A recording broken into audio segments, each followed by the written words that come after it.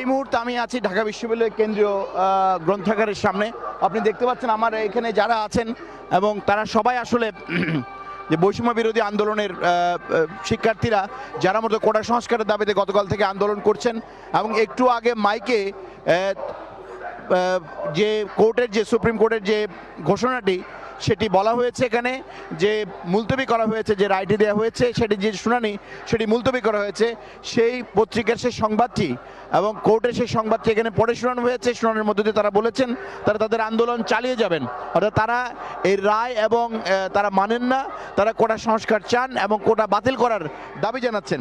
এখানে আমরা দেখছি খণ্ড খণ্ড করে শিক্ষার্থীরা এসে উপস্থিত হয়েছেন, যারা প্রত্যেকেই কোটা সংস্কারের দাবিতে এখানে আন্দোলন করছেন গতকাল থেকে, আজকেও তারা উপস্থিত হয়েছেন। তবে তারা এখন পর্যন্ত বলেননি তারা এখান থেকে মিছিলটি কোথায় নিয়ে যাবেন। গতকাল যেরকম শাহবাগ গিয়ে তারা অবরোধ করেছেন, আজকে সেরকম করবেন কিনা সেটা তারা এখনো পর্যন্ত নিশ্চিত করেননি।